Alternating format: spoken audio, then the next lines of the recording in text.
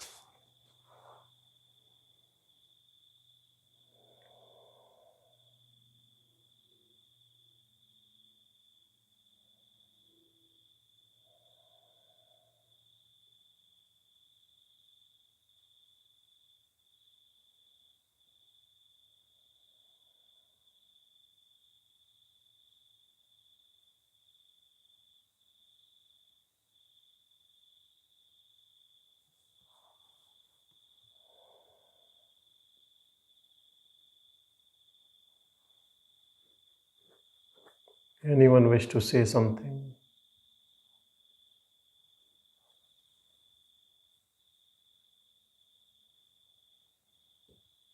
Yes, Laura? Hello. Yes, hello, thank you, Sanjay. Hello. Yes, thank you. First, I would like to say I'm grateful for you and for the circle, all the people. I've been attending only for about 6 weeks. Bhagavan's teachings are new to me. So the first thing, in one of the YouTubes that I listened to recently, Sanjay, you said that for about 2.5 years, you felt like, or you were a misfit, and I wonder if you care to speak to that, because I'm feeling, especially since I've been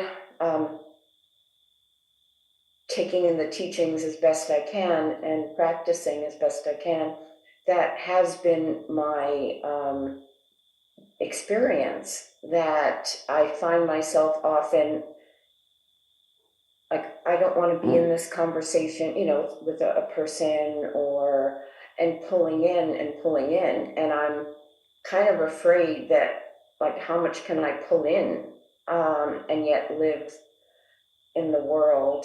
And this kind of ties in with something else that I would like to bring to you.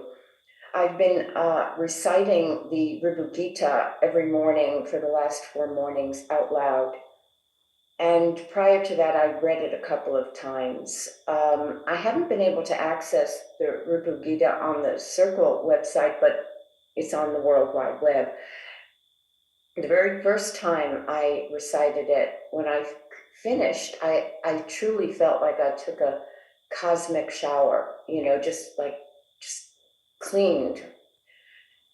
And now each morning I notice it's almost as though I'm playing hide and seek with the self. I get, which might be a metaphor for my journey, that I'll be reading and it's like, and then I almost get frightened, like I can almost feel the ego saying, no, you can't lose yourself, you can't lose me, or something. Like, I feel like I'm almost gone for a moment, and then it's very disorienting when it happens, but then I kind of snap back. But I almost wonder, what am I snapping back to? Am I snapping back to a trance, or am I snapping back to... So it's really, a lot is opening, and I must say, I do have faith or trust in the process, but I wanted to share this, and if you could comment, would be great. Thank you.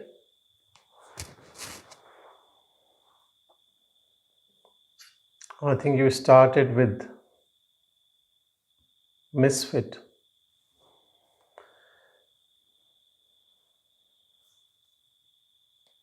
I think you are always misfit when you enter into the domain of awareness. Then you can't fit back into the form. So I don't know what I said because I don't say about it's not a preparation, whatever spontaneously that moment needs must have been said. But I need to say this that you will be misfit forever. But the thing is that with this misfit, are you accepting and at peace or you are agitated? That's the difference. Because initially you will see why people talk like this, why they don't just stay in peace. But then you will realize that that's the way, that's this play coming from you. You are that I from which the mind has sprung, and then the word and people and everything. If anyone to be blamed, it is you only. You, not an individual. You, the one which watches everything happening through the mind. You are that God, if you want to call it God. So, who is responsible for this word? God is responsible. Who is that God? You are that God. And if you are responsible, then whom to blame? Why to get annoyed? You make a painting and then you get annoyed by the painting. Accept everything. So this acceptance takes time. Even you have this newfound energy and it is a process which continues in its own way. But no one has to worry about these things. You stay in this blissful awareness, which is changeless. Whatever happening around us, if it still bothers us, then what is the point of in awareness? This is creating more problem in a way then. But yes, through this process, all this continues happening. You don't like to be sitting. You don't want to talk about those topics. And it's not that after 2.5 years you will start talking on those topics. No, never. But you accept whatever is happening around you.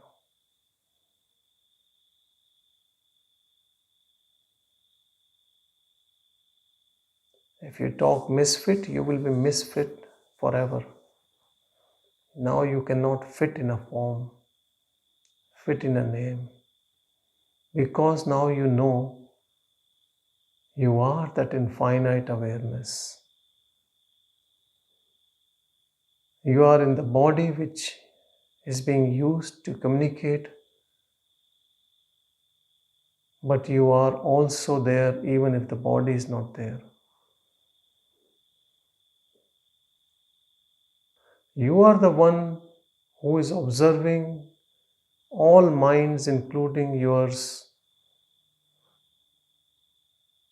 without judging, without getting involved in the mind talk. Now, the second question or comment you want in your experience that you snap back and then fear of losing ego comes. All these are just experiences at the level of mind, this fear, losing ego, or a thought like that, or emotion.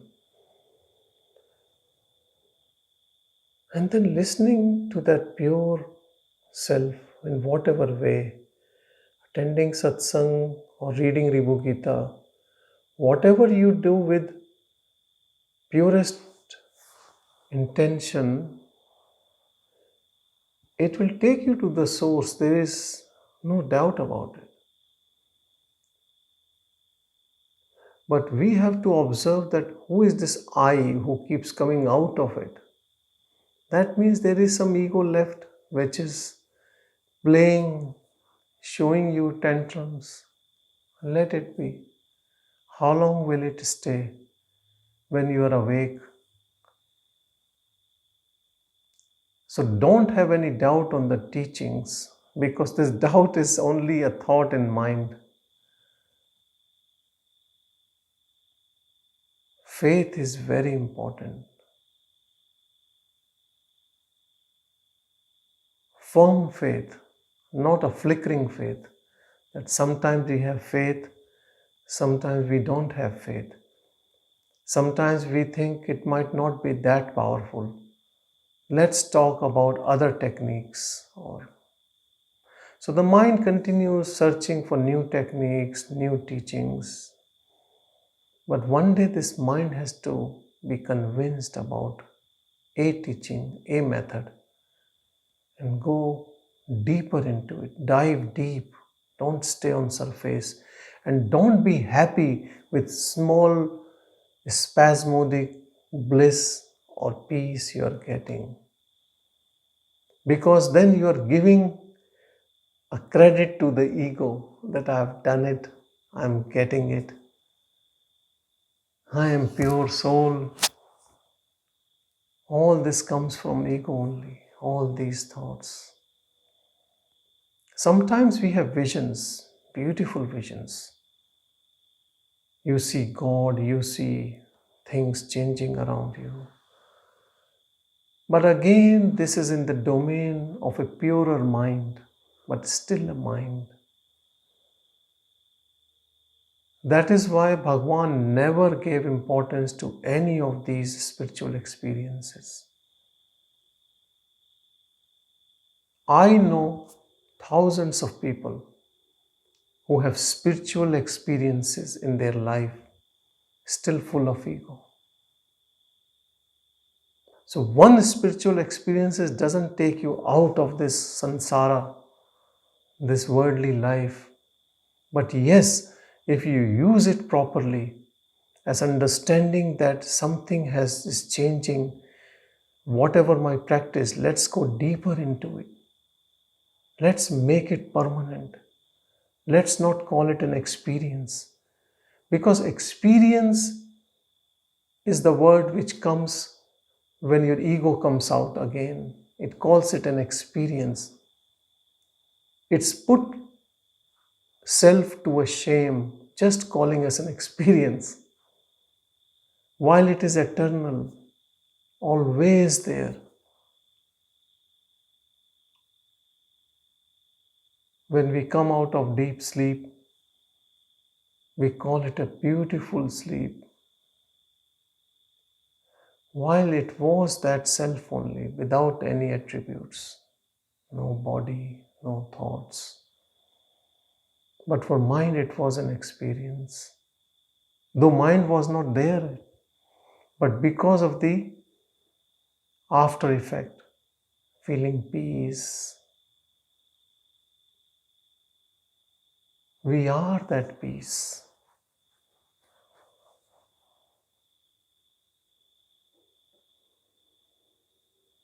Ribu Gita is something which is words by a jnani, by a one realized being, or maybe many realized beings have done it. But if you look into the words, it is keep repeating the same truth again and again and again.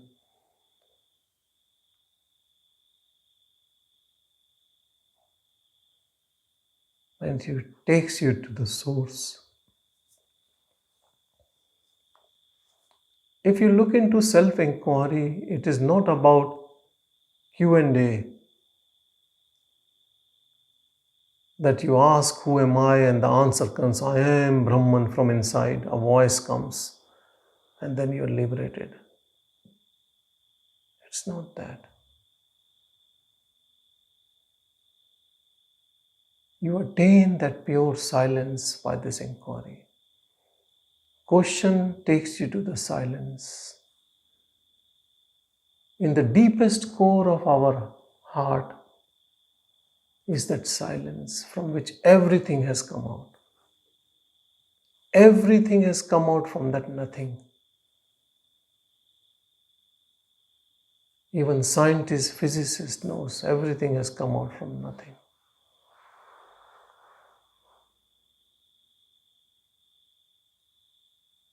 Be that nothing. Recognize yourself as that nothing. Let the play of Maya continues with a form, with a body, with a job, people around you, people with egos, situations changing. Even around Bhagavan, people were with egos. There was this man who wanted to be in charge of ashram at his time. And then when he was denied, he did a court case against Bhagavan. Who can do this to a jnani? Tell me.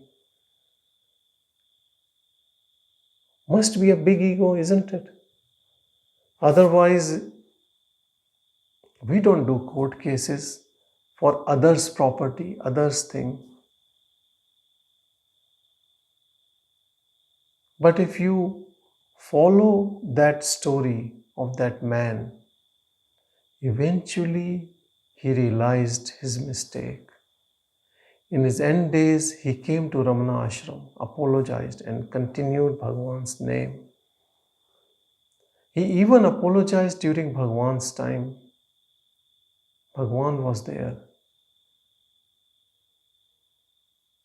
And he said, I will go to hell because what I did to you. Bhagavan said, don't worry, I will be in hell also. I will never leave you. Because this self is always there. Whether you live on this planet or any other planet or other loka, or in subtle body or gross body, awareness can never leave you because you are that awareness. Be with that awareness all the time. Whether you are alone, whether with people, with constant practice, you attain that awareness. Aware of awareness all the time. And the practice drops because that is our natural state. Practice is like taking you to the destination. Once you are on destination, no practice is needed.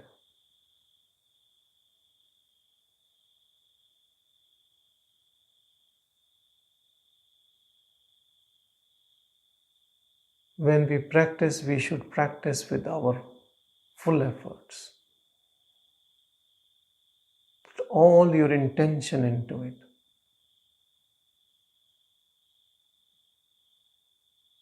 Then don't give ego a chance to stay there. That is why practices in which body is involved don't give results and you get astray. They say if you cherish the body and you take body as the raft to cross the ocean of samsara or this illusion, it is like you are sitting on a crocodile and trying to cross the river. Take help of awareness only. Be that only which you have to be at the end. Quickest, shortest path.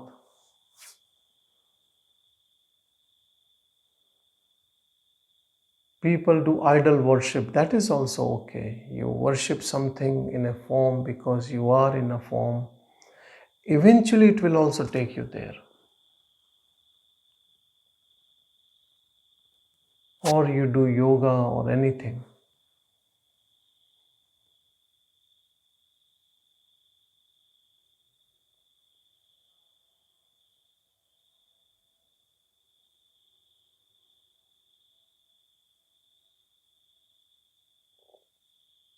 Keep collecting these episodes of pure bliss and silence.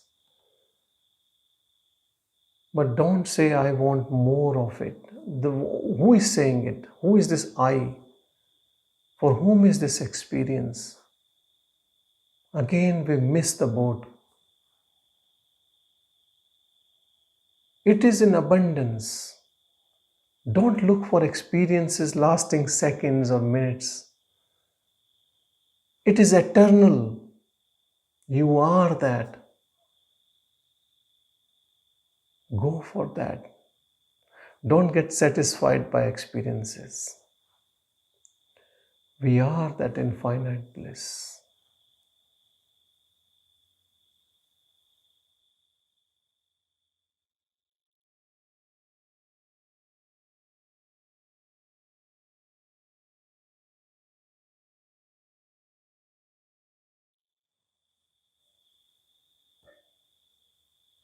Hello, Steve. You have to unmute yourself.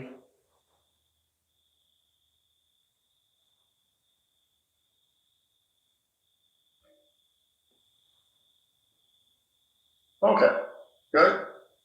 Hello, Steve. How are you? Good. I just thought I would offer another kind of angle on her question that might be helpful. I have like 4,500 Facebook friends, but I don't have any friends.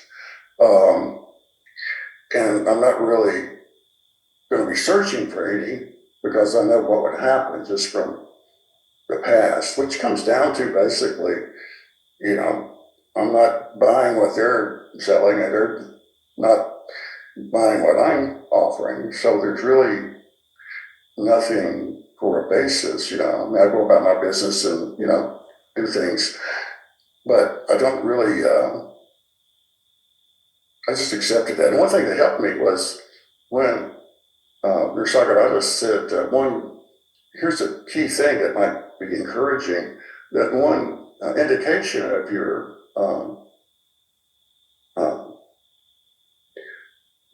spiritual growth is your increasing disinclination to socialize with normal people. Okay? Again, not that you're against them, you still have compassion for the sorrow of their lives, but you just kind of, and I had that experience with other things, like when I stopped drinking 35 years ago, that fear, like, oh, what will I do? How will I spend my time? And I just had to hang in there. And it's like, thinking, Anna Malaya says, even in times of great distress, do not step foot on the wrong path. And I just waited it out. And finally, it's kind of like a dark night of the soul or something, maybe. It's like, wow. But I had to get some distance and traction in the new life to look back, gee, this was actually really the best thing to do. So now, like I said, I don't really, I'm friendly to people, but I don't really have any friends. And that's okay. But that was sort of my path to getting okay. If that might be something that, knowing that this is part of it, kind of like, I could have friends and even spiritual friends, except they want to do what we're talking about, kind of like a hobby. Like there's my job and there's this and that and my spiritual thing, yeah, but not something that's real serious. And what else is there except to put your life into this? So anyway, if that gives you a little bit of perspective, then that's a good thing. And if I may, I won't go too long, but I had a question also for you, Sanjay, if I may put it to you. Yeah. Okay. People talk about the world, and the Bible, I've overcome the world, be in the world, but not of the world, blah, blah, blah. Every spiritual tradition just about has that in some way. But then the question is, what is the world? And this is something I want to run by anybody, but you, Sanjay, in particular, just to kind of get your take on it.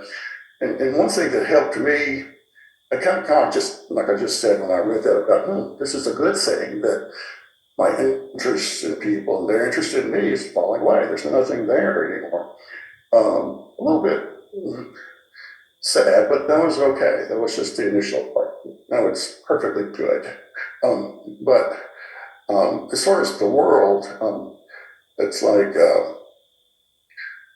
what is the world? Like one day I was going down the road here from my house to the office there in Atlanta, and I saw this bumper sticker and it said, this guy said, when I die, bury me upside down so I can tell the word to kiss my, what.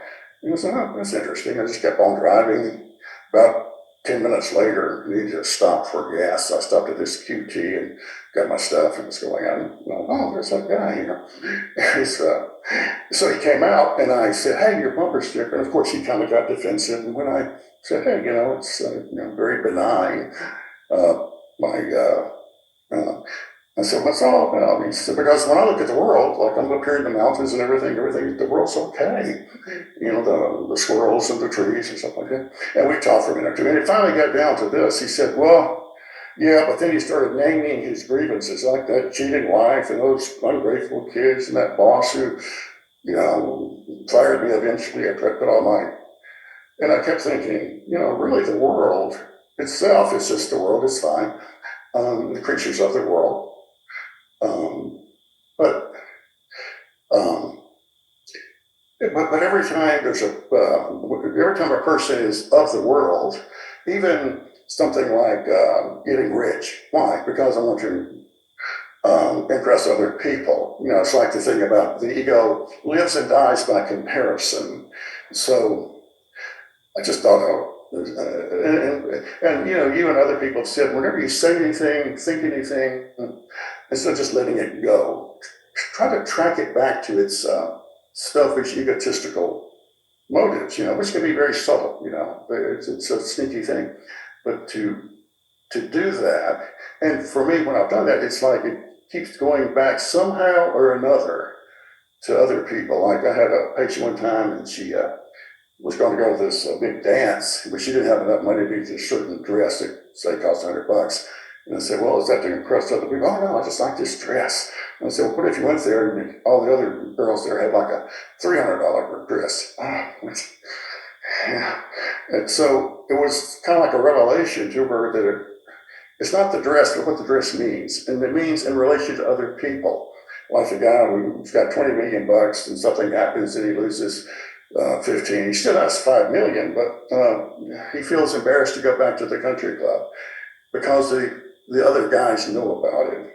So I've got a lot of mileage out of that. Like, like all these terms are nebulous and stuff like that, like awareness and consciousness and all this theoretical. But for me, in a practical day-to-day life, thinking about the world, and sometimes it's capital T, capital W, in terms of other people, it seems so simple, has just made my day-to-day life, trying to be aware of awareness at every moment. But when I get sort of hijacked, my mind gets hijacked, or I get submerged in something, and it's something that I have an interest in. It's just a thought is a thought, but it activates my interest, which goes back to my desires and all that kind of stuff. But that's it. I just thought I'd run that past you and see, whether this is something. It's limited. There's other things too, I guess. But have any thoughts about that? Like, as a way of trying to kind of monitor my heart and my true motives and so forth, and to see, and other people too, that it somehow, one way or another, involves other people being the world, because the world is just fine, in a way. So thank you for that convoluted question. Patience.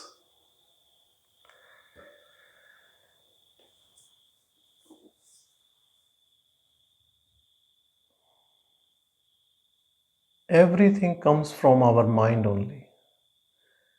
This world, what we see around us, as Steve was saying, it doesn't bite us. Our perception about things going on this world makes us bothered about things. whether a conflict is happening, war is happening, people around us. And it all depends on conditioning of our mind.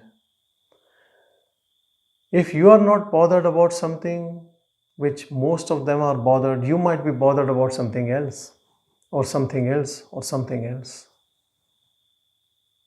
Word is completely insentient, neutral. It doesn't say anyone anything.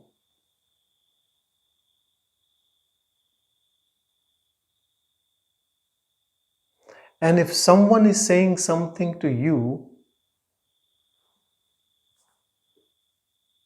there must be some reasoning which we don't know. Perhaps destiny, perhaps law of karma. We did something, that's why it's coming to us. Though it is all illusory in Maya, everything is happening. From the ego point of view, it is all real and is biting us or helping us to acquire what our desires want. But if you set aside your mind, there is nothing wrong here.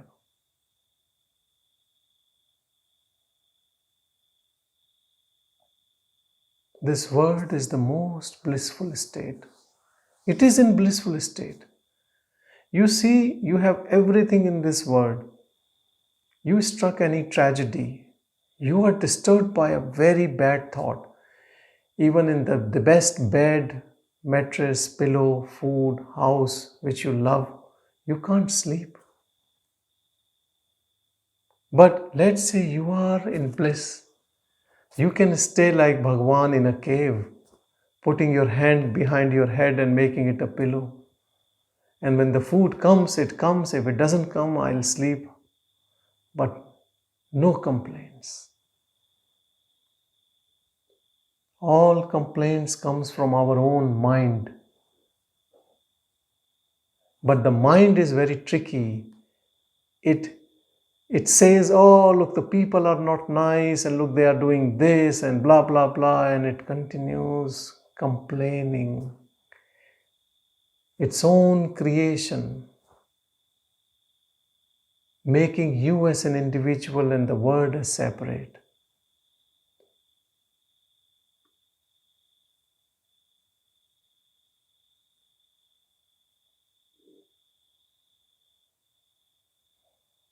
The word which bites us stays as long as the ego stays. And these experiences of coming and going also stays till the ego stays.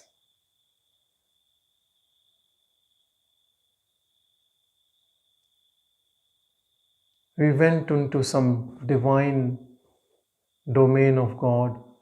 So there was God, I went there, this happened, then I came out, and now this word, and I don't like people and all. Who is doing it? It is only ego. Ego gives rise to word, ego gives rise to God, ego gives rise to a body, an individual. Ego gone, all these three are gone. And only truth is left.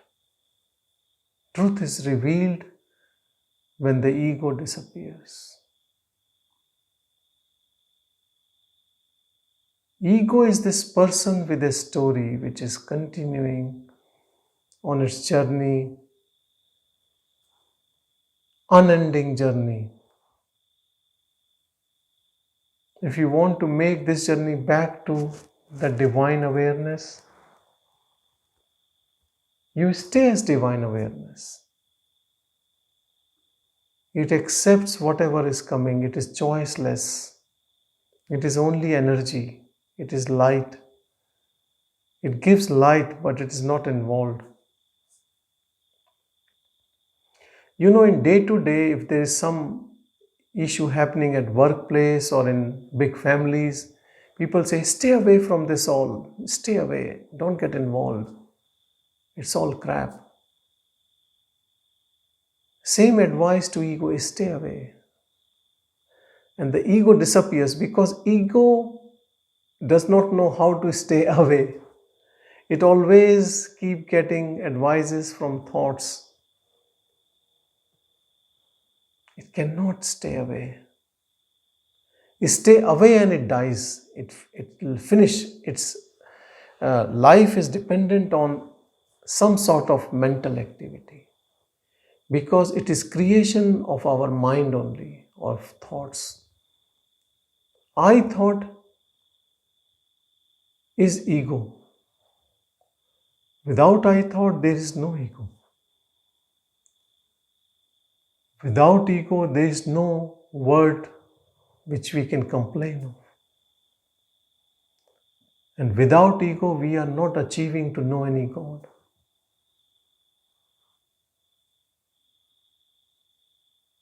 Ego creates this drama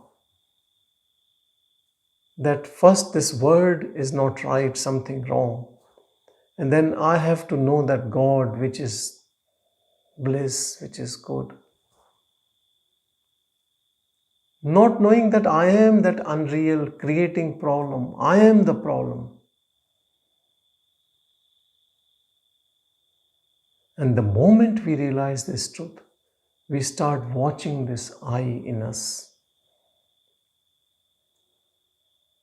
which is conditioned by our mind, its tendencies. You honestly start watching it, it starts disappearing. You keep an eye on it, and it vanishes forever.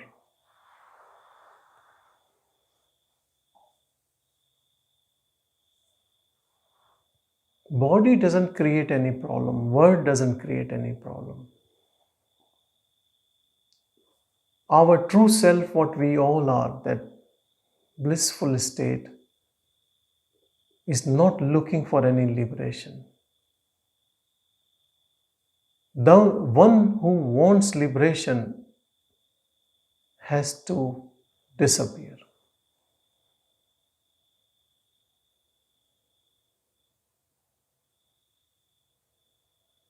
I will come to Bhagavan's Maha Mantra, Summa Irru.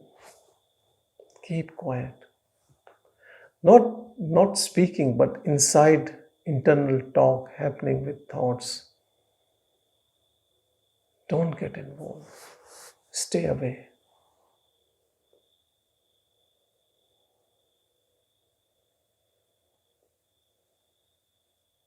Even this intention, purest intention to stay away from thoughts, will help you immensely.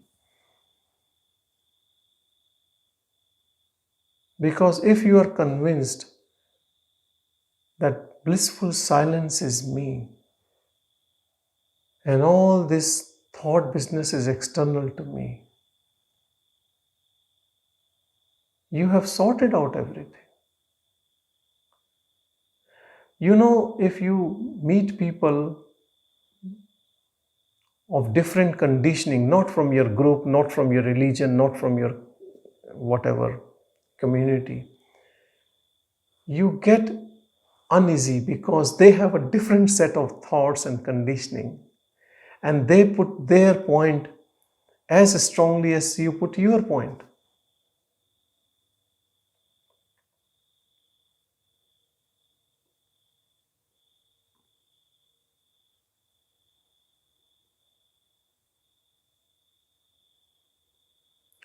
This recent conflict going on in Gaza, I have Jewish friends and Muslim friends, and I get messages from both groups, exactly opposite message for the same issue.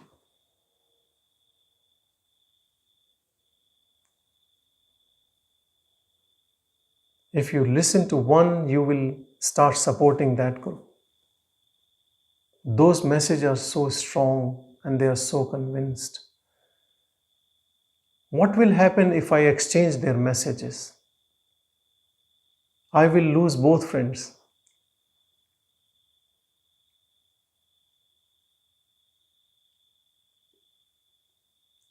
And where I stand,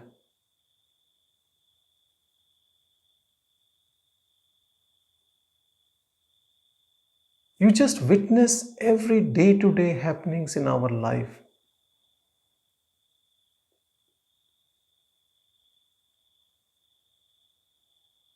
Mind which is so conditioned, we trust that mind. And we fight and we kill others for that conditioning. What a shame. People talk about religion, that I will die for my religion. Let's say you were born in the opposite religion, then you will die for that religion. It's a mere chance you were born in that family. What have you earned from that religion? Only thing we could have earned from a religion is knowing the truth. If you know the truth, you will realize everyone is same. That same Brahman, same awareness, same reality.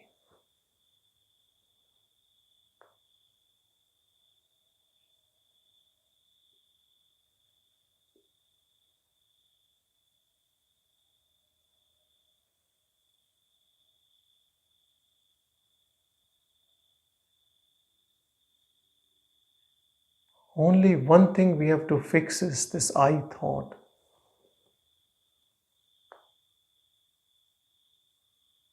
As Bhagavan says, bring this I thought to the heart, to its source. This I goes away and the other I springs out of it. Kabir says beautifully, Prem galiyati sankari isme do na samaye. Love lane is too narrow, two cannot be in it. Dvij cannot be. It's only Advaita, one, single, only self. So as long as ego lasts, you will not know what this self is. First step is to get rid of ego. By not being accomplice to it. Whatever conditioning of the mind, you don't have to sort it out, just leave it. Stay impartial, stay neutral. Keep your attention on this uninvolved witness, which is watching everything. It is watching how the mind is moving, what I think. The moment you start witnessing, you will see all problems lies within me, not in the word, not in the people. I am the culprit. I am wrong.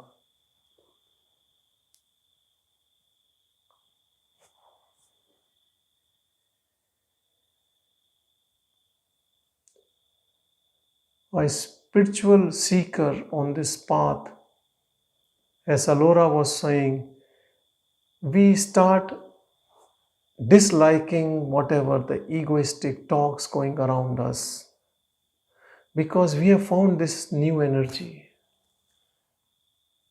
So dispassion, vairagya comes naturally, and solitude, you start loving this energy.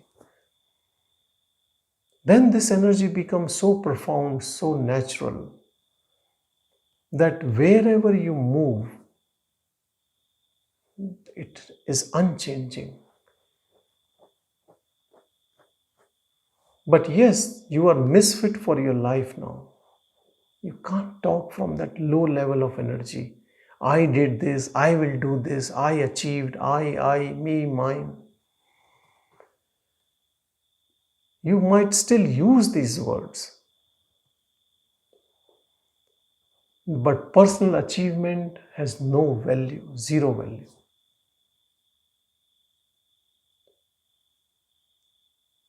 So jealousy, anger, ego, attachments, all these which comes from ego, just disappears forever. And sometimes those traits might be seen very clearly in us, and you will just smile on it. Then mind cannot trick you again. Mind has no power to trick us. We are slave of the mind.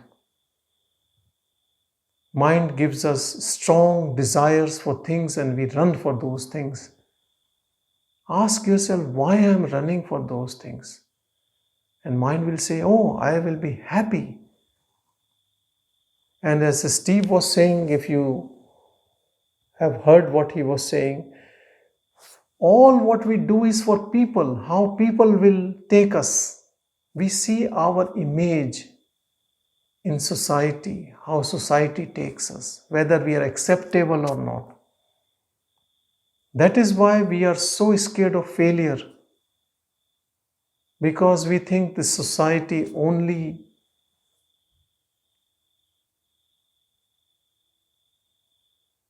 praises people who are successful. And it is true, because all are egoistic personalities working on those goals. We are headless chicken, just going on thinking that is the achievement.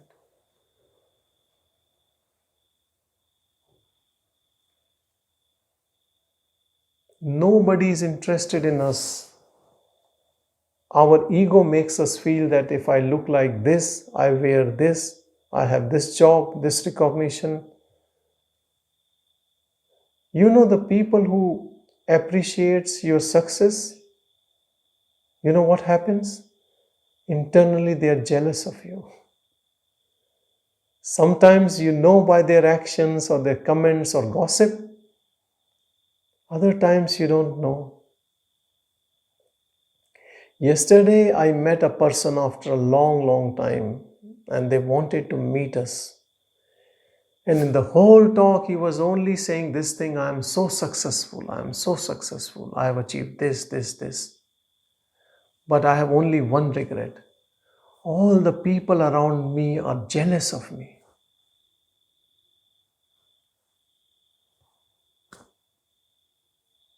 I have zero advice for this person. Completely in domain of mind. I. Mind cannot shut up. Personalities are very strong.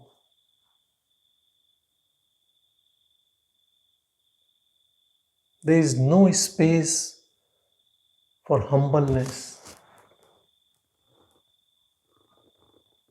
humility.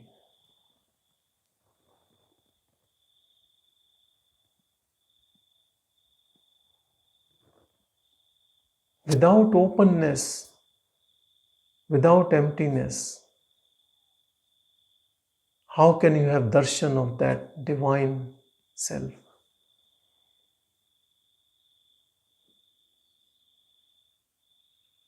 It can manifest in any individual.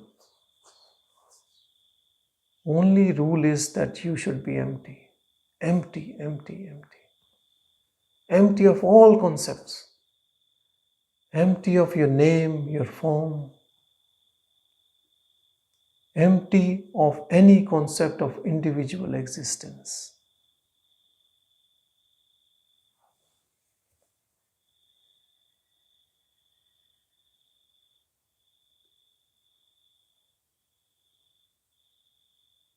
We have to get rid of this clutter in us.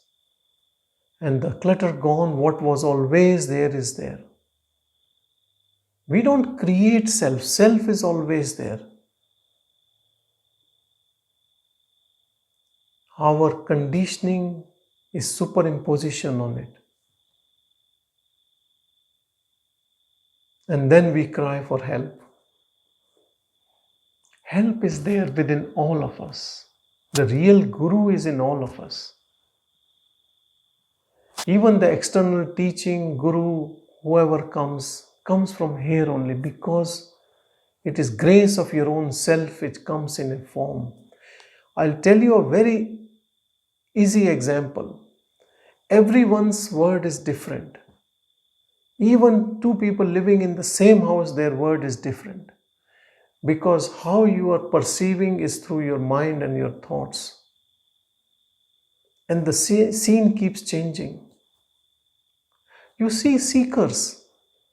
So many people have similar stories, seekers, that I was involved in gambling or this type of group, and suddenly my company changed and people changed and I got divorced or I lost that job or something happens, and then the whole scene changes.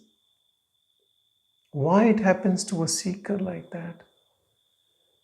Because once your genuine interest in knowing that pure self occurs, with that grace, things changes around you. All help comes from within you. This is pure grace. Now comes the matter of trust and faith in it. All the doubts belongs to our mind.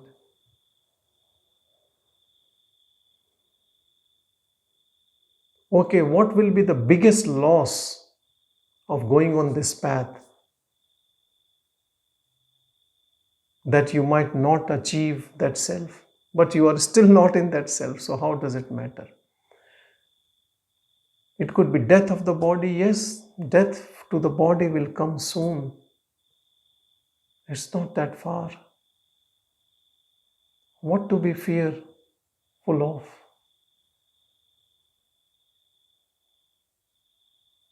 Then the ego says you will lose this, you will lose this, you will lose people, company. Because we have collected all this clutter. We are all hoarders. We have to this eternal spring cleaning. And once this cleaning is done, then whatever it is, it is.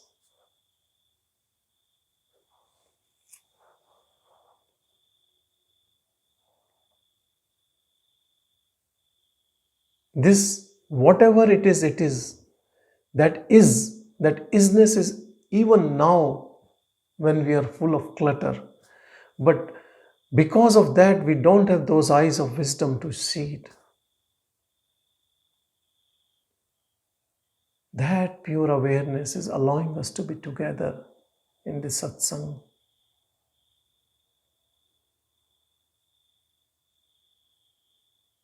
This is the shower of that pure awareness on all, every being, everything. This is incessant, perennial bliss going on. Never stops. It has never ever stopped.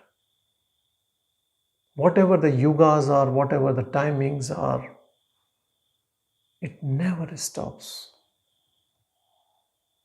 This word can stop one day, but this never stops.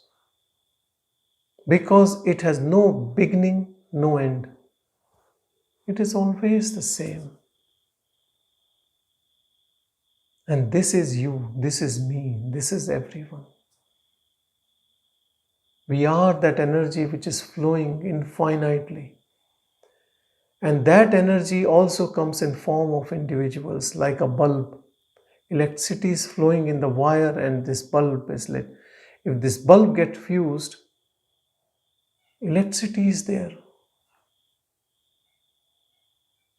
If all the bulbs get fused or dead, electricity is still there.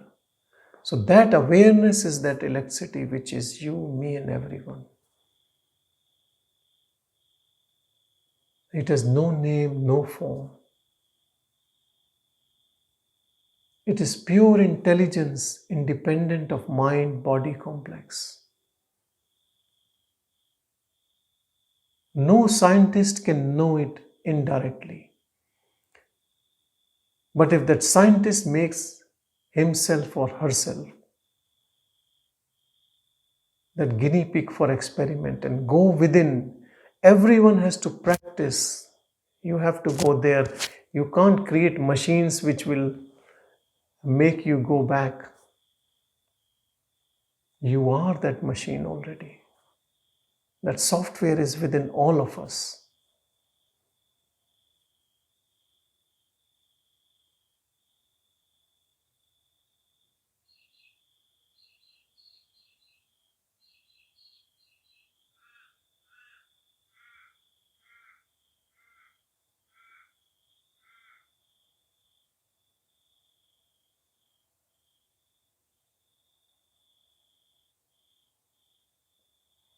This whole world is full of infinite bliss. And this bliss speaks from everything.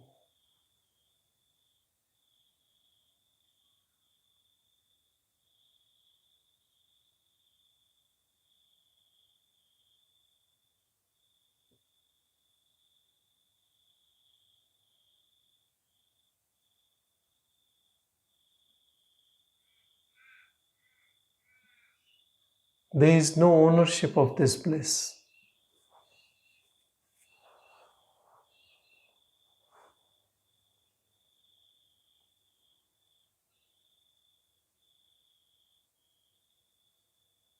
Wherever we are, whatever the situation,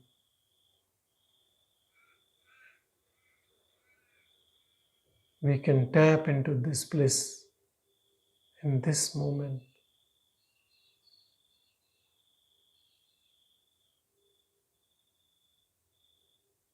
Be with the silence within.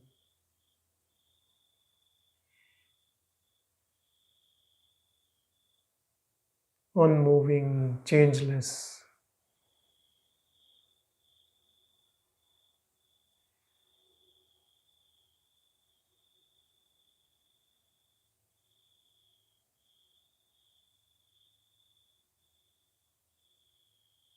It is not an experience. It is not a thing.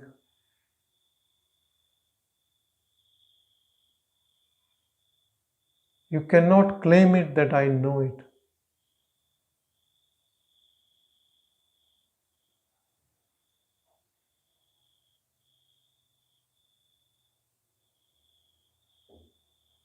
This is self, this is that I am, this is knowledge, this is freedom from illusion.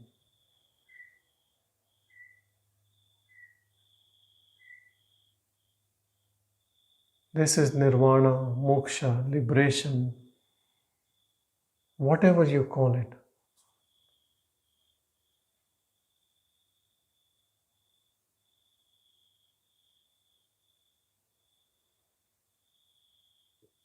Be that always.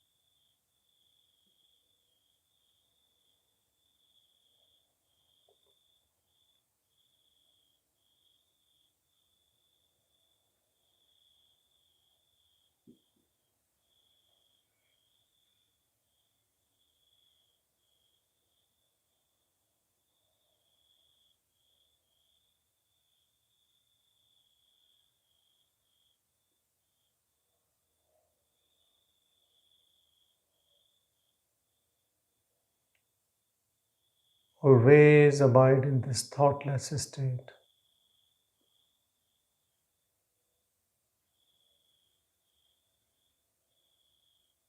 Blissful silence.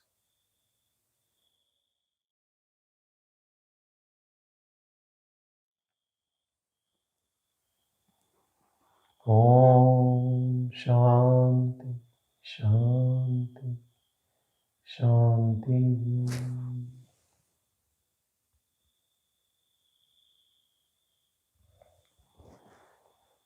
Thank you, everyone. Thank you.